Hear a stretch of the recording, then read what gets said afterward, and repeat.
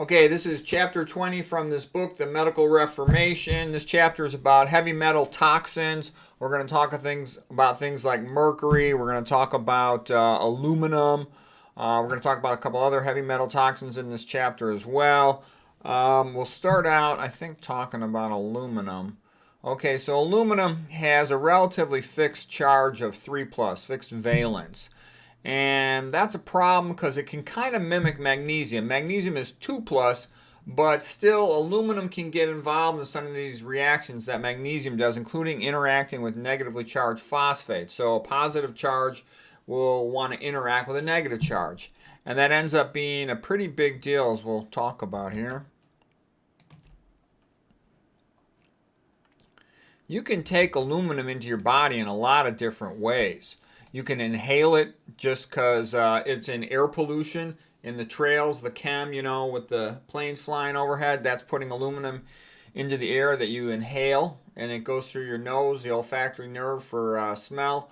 It'll go to your brain that way. So it's actually more dangerous inhaled than it is if you drink it.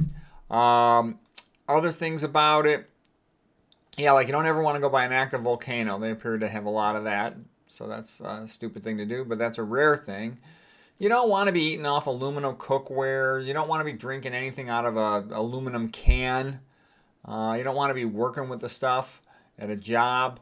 You don't ever want to put your food in aluminum foil, okay? It's a sign of mental weakness and stupidity to do that. Just say no. You go to if you ever go to a place where they have to wrap your food and you have a choice, you say wax paper. You don't put it in aluminum.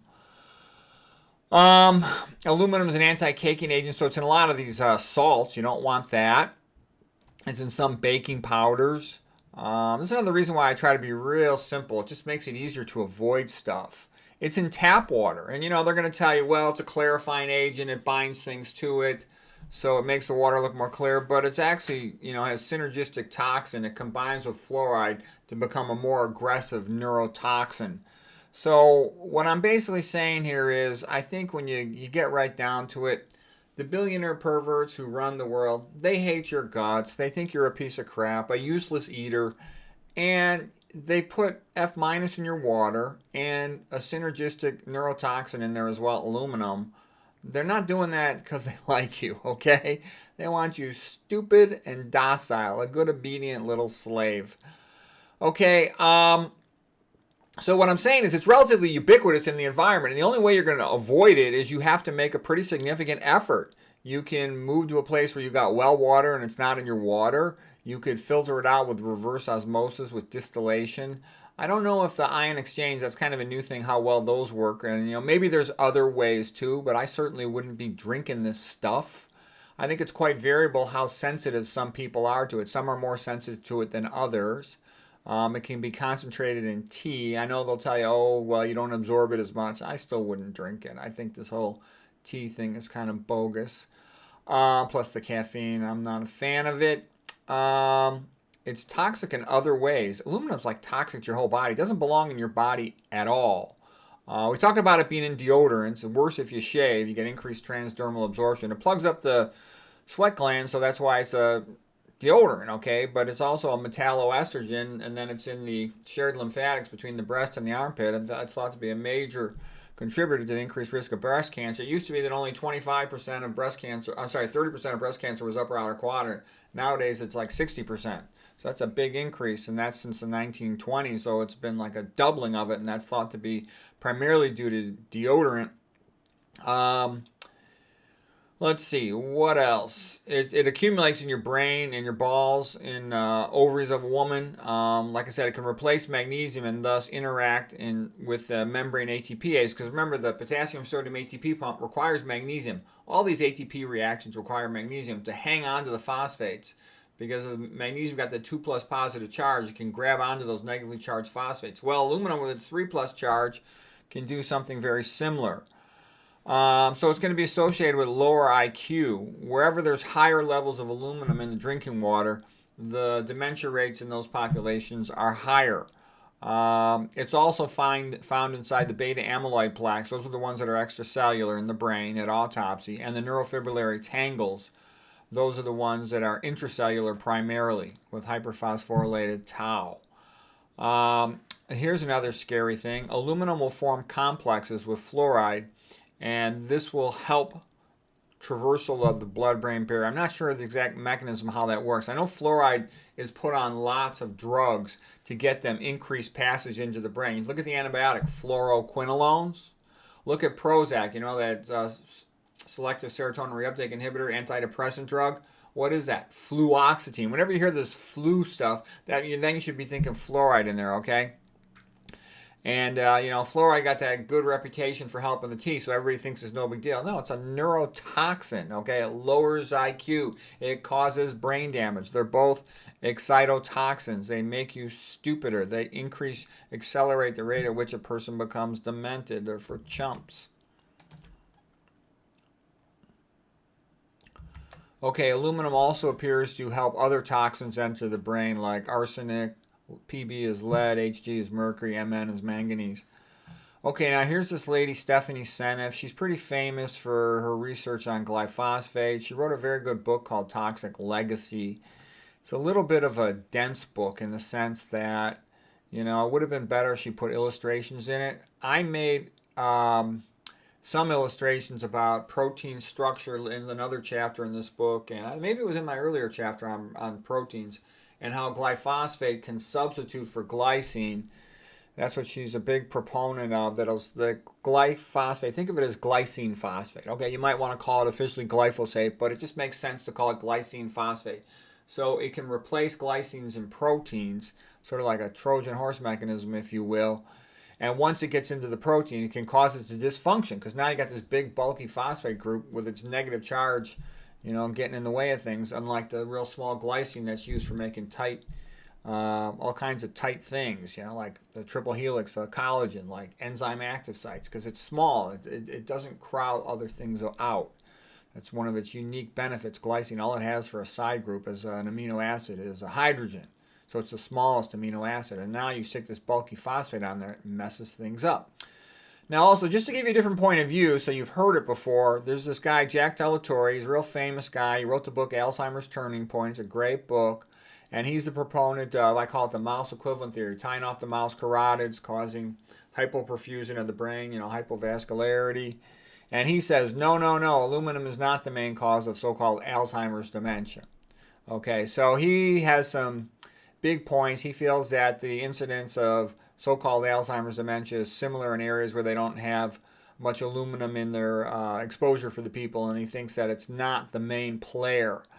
There's other people who've reviewed the literature, like Dr. McDougall, also like Jeff Nelson at VegSource, and they're pretty impressed about all the literature indicating a strong correlation between aluminum and dementia. Me personally, and I've studied it a lot as well, I think that aluminum is a major neurotoxin that contributes to dementia. It's just that it's one of many, okay? It's a very powerful one. I think it's a major contributor to dementia, but I think there's a whole bunch of other things going on that don't get as much press, if you will. This guy right here, Christopher Exley, PhD, devoted his whole life to researching aluminum. His nickname is Mr. Aluminum, and he's written an entire book on the subject, and he's written tons of papers on the subject. And you're always going to see a little bit of a bias, okay? Because Delatorre's theory is the mouse equivalent theory of vascular hypothesis. It's also called the so-called Alzheimer's. He's going to push his theory, okay?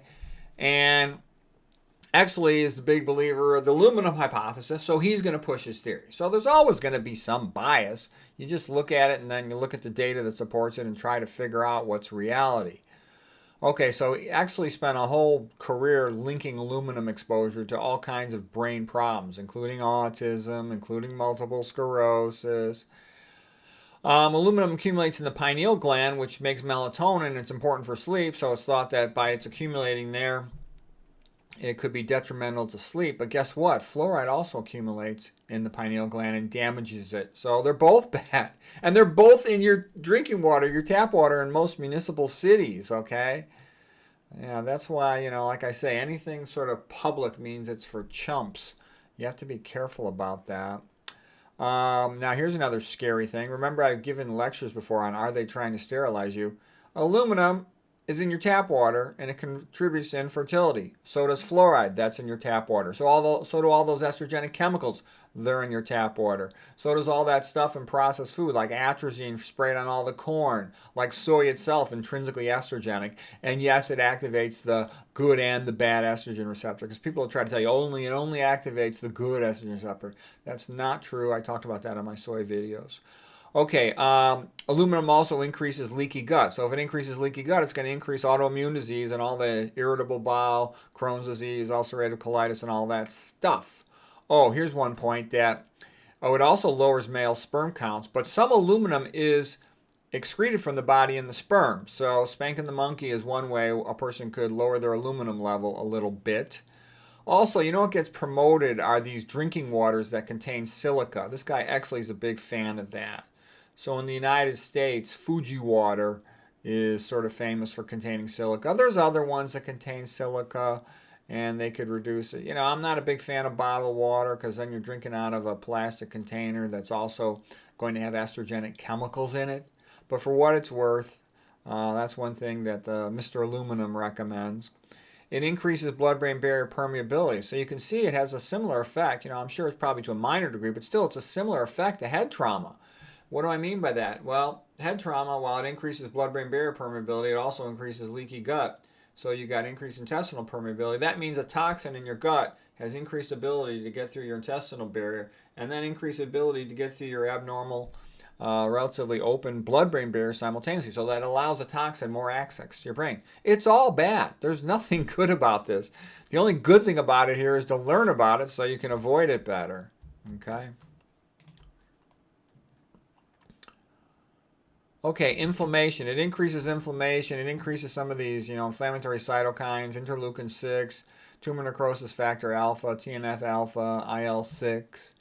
And because it does these things will have a tendency sometimes to increase inducible nitric oxide synthase, and they can lead to increased production of peroxynitrite, increased intracellular peroxynitrite. So there's another mechanism of neurotoxicity. It's also toxic to mitochondria. So mitochondrial inhibition, all right, increased production of peroxynitrite, a major neurotoxin, which also damages mitochondria and neurons. I went through this previously in my Martin Paul lecture. I think it was just a chapter or two ago.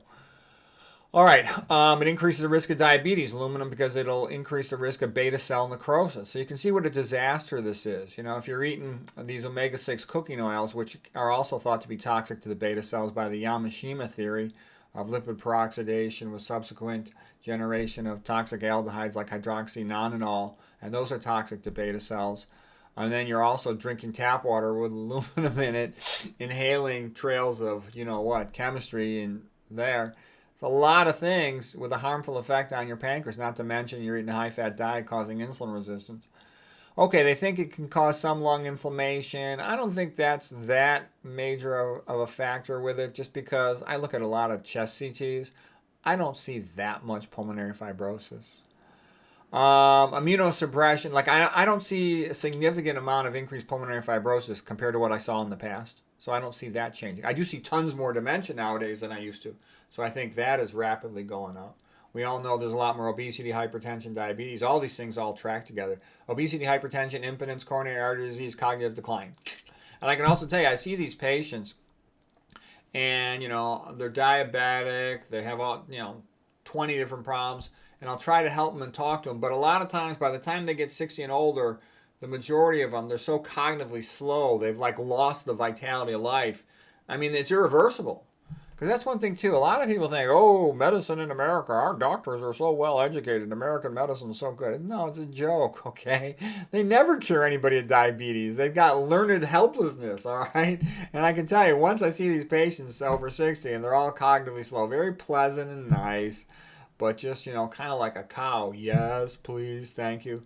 I mean, it's over. They're on the highway to dementia hell, and there ain't no turning back, okay? You got to be with it. You got to say, hey, I've screwed up, okay? I've been drinking water with aluminum in it. I've been eating all this processed food. I've been drinking water with F- in it, and there's atrazine in my processed food. I got to stop eating this stuff. I'm going to... So you have to be like that, and like I said, death by 1,000 cuts. You got to systematically make a list of all these things that are toxic, and I've given you all this stuff, and then start avoiding all that stuff.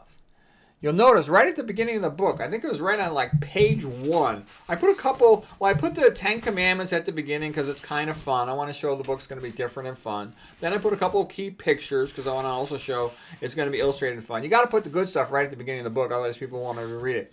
But I did something kind of funny with this book. I basically like to break all the rules. So they say never tell the reader key points right at the beginning, because then why else would they continue to read the book? So just to make a joke out of that, I put a one-page summary right on the first page of the first chapter of all the stuff to do. I initially had said something as if you're too lazy and stupid to read this book, here's a one-page summary of it. But then what ends up happening is there's all kinds of formatting issues, and I ran out of space, so I had to remove that. I actually like putting those comments in there. I have fun with that. I need something to amuse myself. My life is so boring. But anyways, best way to measure bodily aluminum is in a 24-hour collection in urine. Oh, you also excrete it from your sweat. So if you exercise a lot, you sweat. A lot of good things happen from exercise. You're going to sweat some of that out of your body. You know, maybe they're going to have some chelating agents. I don't know. I'd be a little scared of some of those chelating agents, but that might be a useful thing in the future. It's always in the future. You know, like I said, you know, it's like the old joke from Alice in Wonderland. Jam tomorrow, jam yesterday, but never jam today. It's kind of like asking the wife to make the two-bag beast. All right, well, anyways, enough of that. That's what I'm trying to say. It's always pie in the sky with some new miracle pharmaceutical that's going to save your life. In the meantime, will you sign your name on a clinical trial and then you get wiped out by the drug with no benefit? Okay, I would never go into one of those things. I mean, if something works, it works. And even when they say it works, a lot of times it doesn't work. So if they don't know if it works, then it probably really, really, really doesn't work. And if they have to consent you, it probably has a lot of side effects. Okay, Exley, world expert on it, he says that he thinks that AL and senile plaques, like in beta amyloid plaques, associated with so-called Alzheimer autopsy findings, he believes what's happening is you're getting iron redox cycling, and he believes that a lot of oxidative stress is generated and it's accentuated by the aluminum.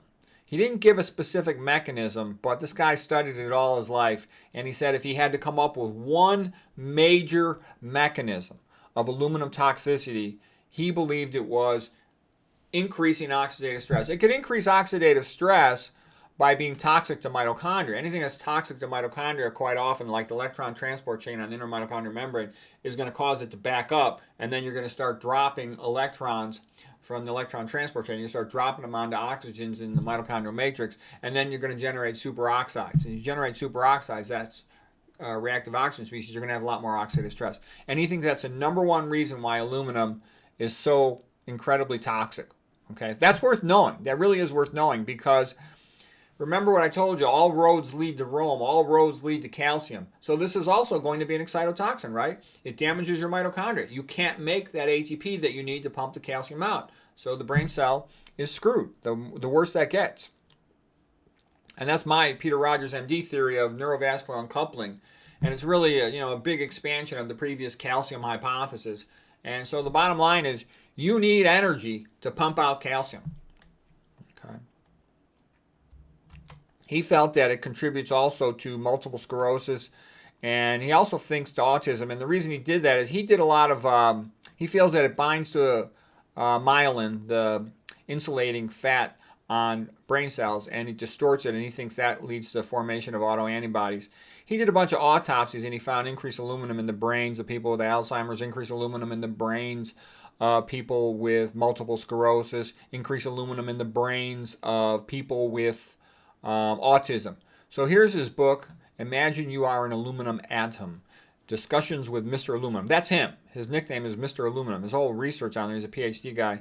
Focus has been on aluminum. I do think there's good videos, Dr. McDougall at his place, and Jeff Nelson over at VegSource. They've made some really excellent videos summarizing tons of papers. There's tons of papers showing what a disaster aluminum is. It's not like there's one or two. There's like 1,000 or more. It's for real. Okay, so here's a paper just saying aluminum causes leaky gut. So at first you go, okay, it causes leaky gut. So what? No, that's a big deal. Once you know it causes leaky gut, it actually causes leaky gut in multiple ways. It'll kill the enterocytes, the lining cells of the intestine.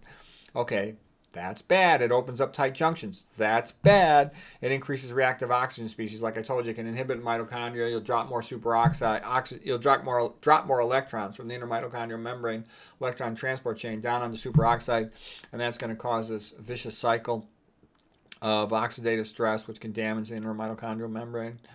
It causes abnormalities in immune function. It increases inflammation. And according to this study, exposure to aluminum caused a 38-fold increase in oxidative stress when the formation of superoxide anions. Like I said, it can inducible nitric oxide synthase, disaster. Okay, here's one saying that aluminum pretreatment impairs the ability of astrocytes to protect neurons from glutamate. So glutamate is the best known excitotoxin. It's an excitatory neurotransmitter. It's over 90%. So 90% of your neurotransmitters in your brain. And so under normal circumstances, it's made to be an excitotransmitter. It actually is a good thing under normal circumstances. But when you increase that with psychological stress equivalents, drinking caffeine, stress equivalents, sleep deprivation, and then you start throwing this on top of it, these neurotoxins like fluoride in your tap water, aluminum in your tap water, aluminum inhalation from deodorants, from the trails in the sky, cooking on aluminum cookware, putting your food in aluminum foil, aluminum in your salt for anti-caking agents, okay, using it for deodorant, okay, it's really adding up. That's why I think to be at your top form, you really want to be a minimalist. Being a minimalist helps you psychologically because you don't waste time and energy on trivia, but it also helps you for health by minimizing your exposure to all these toxins. Okay. Okay, now here's another one. Synergism between aluminum and mercury neurotoxicity. So there's a lot more mercury in processed food than people realize. So again, if you're having your typical chump meal, let's say you're drinking soda pop out of an aluminum can with aluminum leaching into the food. How about a baby food in an aluminum can leaching into the baby's food? And then there's a little plastic lining inside the can of BPA, bisphenol A, or something similar to it. That leaches into the food. Estrogenic, neurotoxic. They're all neurotoxic. Aluminum's a neurotoxin. High fructose corn syrup is routinely contaminated with mercury. That's a neurotoxin. Okay, BPA, yeah, we know it's estrogenic, but it's also a mitochondrial inhibitor. It's a neurotoxin, okay? So you can imagine, there's a lot of neurotoxin exposure in the United States. And I think that's a big part of why people are getting stupider and stupider. Let's see. Significant synergism and neurotoxicity when aluminum and mercury were added together. Great. Okay, here's a good book. It's written by this lady doctor. Her name is Jane Hightower. And she was in the San Francisco Bay Area. And she sort of ended up getting these patients that were yuppies that were cognitively impaired. Middle-aged yuppies in their 40s, let's say, 50s. And nobody quite knew what to do with these people. You do a brain MRI, and the brain MRI looked normal. And they thought they had tested them appropriately for toxicology, but she said, hold on a second. She had a better way of testing for toxicology. And she started picking up one after another patient high in alumina. Here's what I thought was funny about it. They were primarily a bunch of yuppies who were trying to be healthy, so they were eating more fish. I thought that was funny because, they're making themselves sick. The fish is full of mercury. I can also tell you, as a rule of thumb, anything that you read in a newspaper, anything that you read in a magazine about nutrition and toxicology, in my experience, it's pretty much always wrong. Not always. Let's say 99% of the time it's wrong. Because, anything you go to a medical meeting, the official hospitals, they're going to tell you eat a Mediterranean diet most of the time. Completely stupid, okay? So I'm also going to tell you, lots of, stupid moron doctors tell people that fish is good for you. Okay, that's a very common thing you hear. No, it's completely stupid. All you have to do is use basic logic. How could something that's full of estrogenic chemicals, that's full of mercury, that's super high in fat, that's quite acidic, that's routinely fried, that lives in the sewer. The oceans and the lakes are basically a sewer in the modern world, okay? How could that be good for you? All right, so once they stopped eating the fish, most of them got better. Some of them had permanent brain damage, though. Mercury, it increases blood-brain barrier permeability, as does fluoride, as does aluminum. So all these things are opening up the blood-brain barrier to toxins. So right there, minimize your exposure to those three things. You'll have less brain fog. Mercury is a mitochondria inhibitor too, so it's going to decrease your ability to make ATP. So it's an excitotoxin, okay? Glyphosate in processed food, it's an excitotoxin, okay? It's a mitochondria inhibitor. And it also increases NMDA receptor activity to let more calcium into the cell. BPA, the estrogenic, it's a mitochondria inhibitor. I went through mitochondria inhibitors just a couple lectures ago. There's tons of them, okay? And so aluminum and mercury, these heavy metals, all make that stuff worse and increase your risk of dementia. Okay, let's see. Almost all of it was due to eating fish. Oh, she had a good line. She said when people say they got brain fog, she says most of the time it's fish fog. Mercury from fish. I thought that was funny.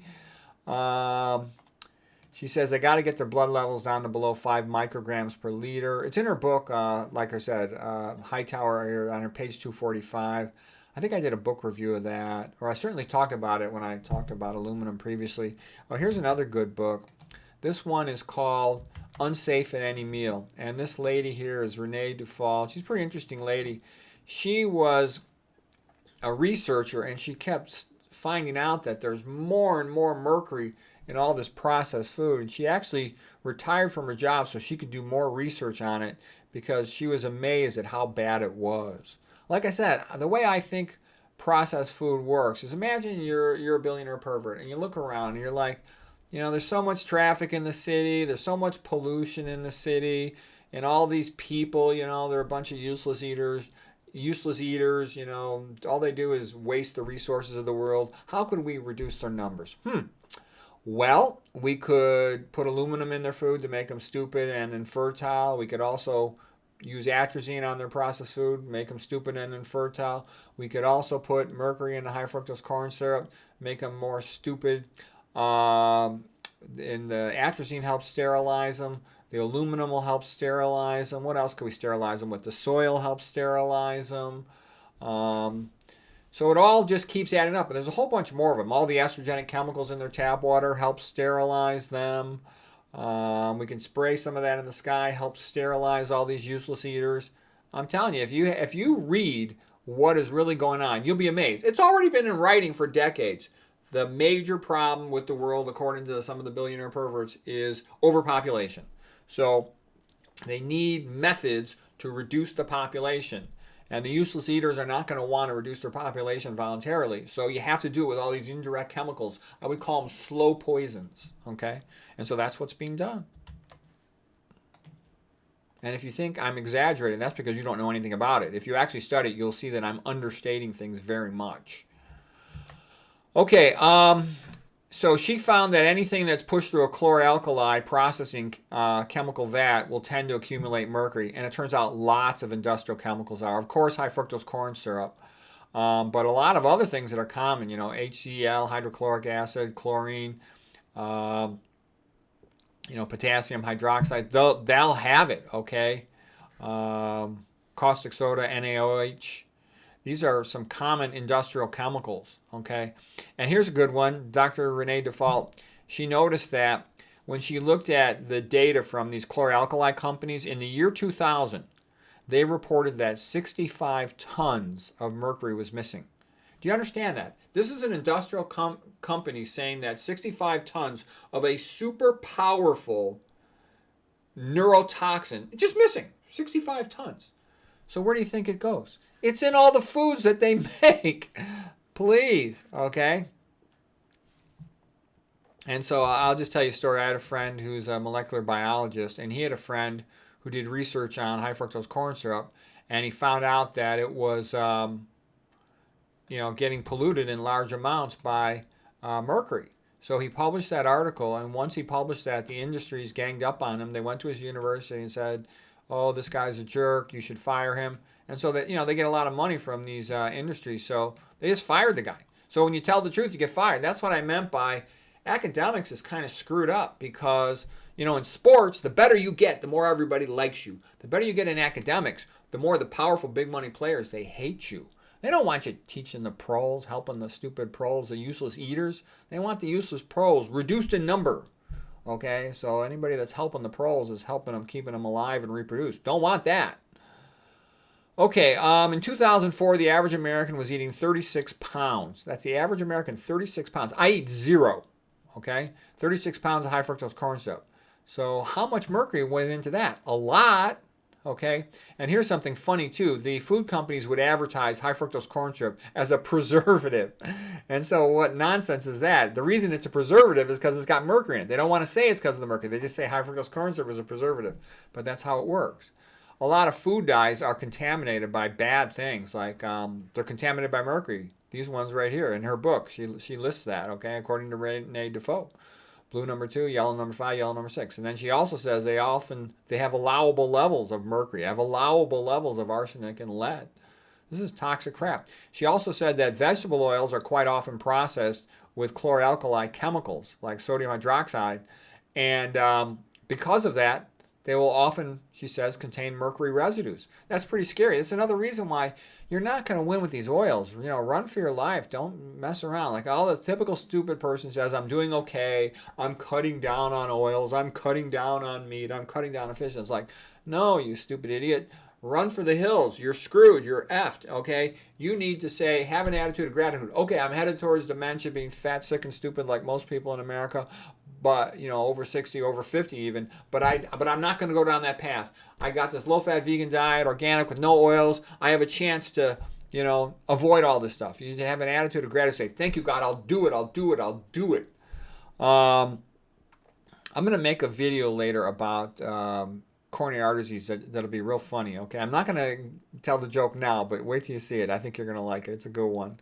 And it relates to all this stuff, you know, how a smart person thinks versus a stupid person thinks. A smart person wants to minimize problems, keep their options open. A dummy just says, give me the fastest solution. And then in the meantime, they don't pay attention to all the side effects of it. Okay, so a lot of these oils, you know, Renee Default in her book, page 60 to 62, she says, coconut oil, olive oil, palm oil, canola oil, soybean oil, sunflower oil, all these common cooking oils are at moderate risk for mercury contamination, according to her in her book. Okay, that's a lot of stuff. And a lot of BS artists are trying to tell people olive oil is good for you. Yeah, right. Okay, here's, I think this paper was written by her. Yeah, there's her name, Renee Default. And look, she joined with Jane Hightower, the lady who wrote the Mercury book, and she says, industry really likes mercury because it's a preservative. When you increase the shelf life, oh, here's a good one. I think I made this one up. I don't think I heard it from her. I think I made this one up. Maybe I didn't make it up. I think I did, but I don't know. Okay, when you increase shelf life, you decrease your brain life. Okay, because these preservatives, things like mercury, mitochondria inhibitor, things like fungal inhibitors prevent mold growth so it doesn't get returned to the company that made it. It's a mitochondria inhibitor. That means they're brain toxins. Not good. And she lists a whole bunch of other things that often are contaminated by mercury in her opinion. Citric acid, that's in a lot of stuff. That also can contain glutamate in it. Sodium benzoate, that's in a lot of stuff. So all of this is adding up. So like I said, you want to live like Adam and Eve, but keep your indoor heating and plumbing. Be simple. You know, I only eat foods that have a single ingredient. They're allowed to put other things into that second ingredient without telling you. That's the reason why I only eat foods with a single ingredient. Okay. Let's see. Oh, now a little bit on fluoride toothpaste. Fluoride toothpaste causes corrosion of dental amalgams. Dental amalgams have mercury in them. So, like, that's one reason why I did get a cavity when I was younger and had a dental amalgam on there. I would never brush right over it because then you could stir up, release more mercury into your body. Okay, and the worst thing would be to brush your teeth with fluoride toothpaste, which helps to corrode that amalgam. And then you brush right on top of it, you're releasing mercury into your body. Stupid. Plus, you're combining it with this other neurotoxin, the fluoride. I recommend don't put any fluoride in your body at all. Zero, none. And don't let your kids get dental treatments with that stuff. It's a brain poison, okay? And dentists, most of them, you know, they're kind of idiots. They don't know that fluoride's a major neurotoxin. You know, open a book, guys. There's a whole bunch of books on it. There's tons of papers on it. And like I said, it's the old saying, it's hard to get somebody to see something as a problem when they're making money off of it. Okay, but a lot of dentists end up kind of crazy. You know, like Mad as a Hatter was from mercury toxicity, and some of these dentists are kind of crazy and I think it's from Mercury toxicity. Okay, here's a good book. This guy, Mike Adams. It's called Food Forensics. There's also an audio book for it. I read the book and I listened to the audio CD. I thought it was pretty good. Food toxins are worse than you think. There's some countries where there's so much pollution that the word organic is meaningless in those countries. And there's a lot more toxins in foods than a person thinks. So that's another reason too. Sometimes people say, oh, why don't I like all these spices? Well, I'm pretty careful. A lot of these spices are contaminated with mercury and other toxins. That's one reason why I'm simple. I don't bother. I'm always thinking about like what I want to do. Like let's say I come home from work. I had a long day at work. All right. And then I want to do one of my videos, whatever I'm interested in at the moment. Okay. Let's say it's talking about excitotoxins in the brain. Well, that's what I'm thinking about. I don't want to spend extra time cooking. I know some people love to cook, and don't get me wrong, if somebody cooks for me and the food's good, I love it. But I'm not going to spend time thinking about it myself because you can only focus on a few things in life, so you have to decide what you want. And I guess for me, that's not an issue. But anyways, he goes through all this stuff, all the kinds of issues with spice contaminants, and then he tested a whole bunch of things to give you the contaminant levels that he got from testing foods. All kinds of foods and different brand names. I thought he did a good job about it. He has some videos too you could watch.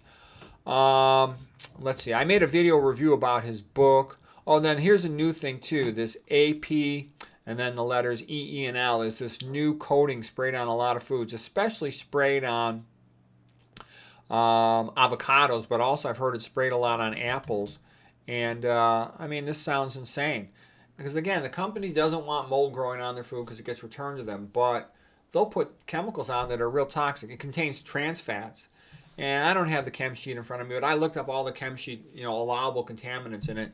They were major, major neurotoxins. There was several of them, at least 3 of them, and they were major neurotoxins strongly associated with brain damage, major toxicity.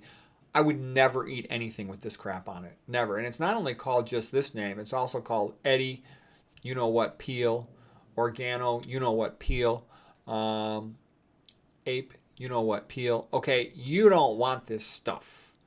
Like I said, they list it as a fungal inhibitor and acting as if that's harmless. No, to me, fungal inhibitor means mitochondrial inhibitor means neurotoxin. Okay. In general, anything that's going to kill a bug or a fungus is going to be bad for you. So you should be aware of that. Okay. Because I've known people doing stupid stuff, indoor gardens, spraying crap on their plants, making themselves really sick. I've known hairdressers spraying all kinds of crap, not ventilating the room and getting real sick. These things are neurotoxic. Okay. All right, I did make several videos about that AP, EEL stuff. This grocery store, Natural Grocers, never puts it on their food. There's other places they'll claim they don't ever put it on their food, but sometimes they won't then put it on their website. And you have to ask yourself, can you trust them? And then also, I can tell you, I talked to a whole bunch of grocery stacker people, and they're real nice, but most of them are total ignoramuses. They don't know anything about the food they're stacking. Like, you go up to the guy who stacks the produce and you ask him, does this have AP, EEL on it, and he's like, oh, I don't know. I'm like, he doesn't know anything about the food. And then what they'll tell you is you got to talk to the buyers. And the buyers apparently come into these grocery stores, a couple days a week in the afternoon or something. So you got to find out when the buyer's there, ask permission to talk to one of them, and then they can maybe tell you what's going on. But it would be nice if they put labels on it. The fact that they don't tell people and the fact they don't put labels on it, that makes me more think that it's toxic. If it was good for you, they would advertise it. There'd be a big sign, come and eat this, it's good for you. They know it's bad for you. They know you don't want it. It's just like MSG. They hide it because they know you don't like it and you know it's bad for you. Okay, nowadays MSG is almost obsolete because they got so much manufactured free glutamate and all these kinds of things. Okay, and then here's just a quick list of some common chemicals that are toxic to the brain. Aluminum, we just talked about it. Mercury in your tap water, in your deodorant, in the sky, in air pollution. We talked about mercury being in a lot of things. They used to use mercury in your contact lenses, okay? And it's in other things too, okay? So is aluminum. It's in a lot of things. Be careful. Avoid it as best you can. Lead, I used to test all the plates for lead. My wife would tell me I'm an obsessive, compulsive, paranoid asshole, but I was like, and because it all came back negative. But I'm like, well, that gives me peace of mind. I'm glad I tested all the plates in the house. Cadmium comes off brake pads, for example, so I'll never sit and eat like at a sidewalk cafe in a busy street so I can inhale the pollution coming off the cars. No, thank you. Carbon monoxide. Give me a minute. I'll be done in a minute. Give me a minute, Holmes. All right, excuse me there. All right, hexane's a major neurotoxin. Toluene's a neurotoxin. That's like liquid paper and some degreasing cleaning agents. Trichloroethylene's another mitochondria inhibitor neurotoxin. That's like dry cleaning. I don't even take my clothes for dry cleaning. I never will ever again because it's so toxic. Mitochondria inhibitors, I gave a whole lecture on that recently. Circuit inhibitors, I talked about that too. Almost anything lots of things that smell bad are circuit inhibitors. Preservatives, like I said, often fungal inhibitors. These herbicides, glyphosate, excitotoxin, atrazine is also a major neurotoxin, mitochondria inhibitor. This is processed food right here. Atrazine is sprayed on all the GMO corn. Glyphosate is sprayed on the GMO soy, GMO oatmeal, not GMO, just oatmeal that's not organic. Beans that are not organic. That's why I won't eat those things unless they're organic. Many pesticides. Many estrogenic chemicals. I told you, Seralini says estrogenic chemicals should no longer be just called EDCs, endocrine disrupting chemicals, or estrogen disrupting chemicals. They should be called ENDCs, endocrine, neurocrine, and neurologic disruptors, because he said 80% of them were neurotoxic. That's a lot. And a lot of the ones that maybe weren't neurotoxic were toxic to the thyroid, therefore they're hypothyroid causing, therefore they're goitrogens, therefore they're also neurotoxins, okay? All this stuff is bad for the brain, man. To protect your brain, you got to be on your go. And like I said, too, not to brag, but I think I'm doing more than most of these other nutrition experts out there. They're always, to the average nutrition expert, their background is like internal medicine or something. Okay, so to them, the ultimate in health is protect the heart. And they'll tell you anything good for the heart is good for the brain. And yeah, that's true. But guess what? There's a whole bunch of other things we don't pay attention to on the heart. They're important for the brain, and here's a list of some of them, okay? And that's worth knowing if you want to keep your smarts. All right, well, that's it for this chapter, and I hope that was helpful to you. So, anyways, there it is. Oops.